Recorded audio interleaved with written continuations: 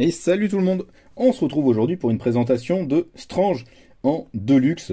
Strange ou Strange, comme vous voulez, si vous le prononcez à l'ancienne façon Patron, ou si vous le prononcez à l'anglaise façon Simon, c'est comme vous voulez. Strange, qui sort donc en Deluxe chez Panini Comics le 5 mars, c'est la suite de La mort du Docteur Strange. Donc, c'est quand même mieux d'avoir lu celui-ci, qui était en format 100% et qui a été publié il y a déjà 2 ou 3 ans, je ne me souviens plus exactement, avant d'entamer celui-ci. Bon, vous pouvez lire celui-ci très facilement. Seule chose à savoir, c'est que le Docteur Strange est mort, et c'est Cléa qui a récupéré le manteau du sorcier suprême. Voilà. Comme ça, un résumé très rapide.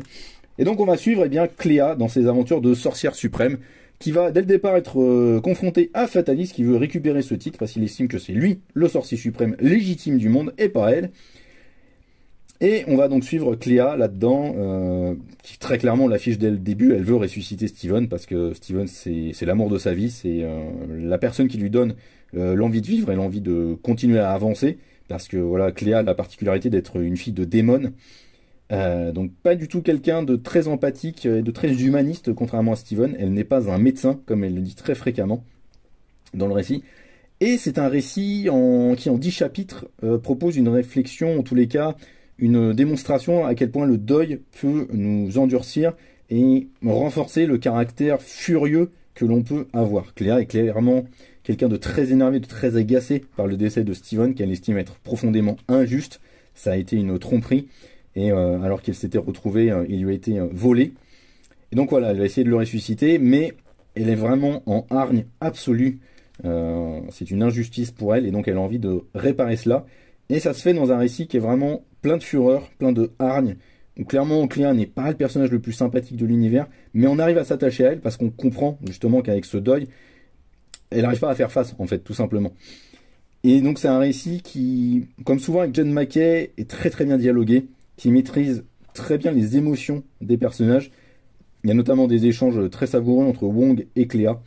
Mais c'est pas tout, voilà, alors avec le début, l'échange entre Victor Fatalis et puis Cléa sont absolument à se tordre de rire. Et c'est vraiment un récit très sympa à suivre. On va dire que son plus gros défaut, ce sont les dessins. Alors c'est pas moche, hein, pas du tout, mais on a beaucoup d'encreurs très différents pour le dessinateur Ferreira, qui était un dessinateur brésilien que je ne connaissais pas trop avant. Je crois pas l'avoir vu sur beaucoup de trucs après. Et enfin vraiment, le pauvre, il y a plein d'encreurs, et donc des fois c'est pas très joli, c'est pas très heureux pour lui. Ça salope un petit peu son trait, faut quand même bien le dire.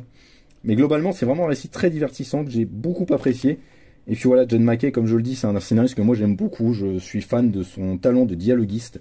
Je trouve qu'il dialogue tout à la perfection. Et donc on suit Cléa là-dedans. Ça va amener sur évidemment une autre série ensuite, vous le verrez. Et l'autre série est pour le coup vraiment excellente. Je vous en reparlerai quand elle sortira en Deluxe. Mais déjà, contentez-vous de celle-ci. C'est vraiment très bien, une très chouette série. Et puis Strange, c'est pas un personnage qui a la chance d'être très soutenu en France, de marcher auprès du public, et donc il faut absolument le soutenir. Voilà, ciao!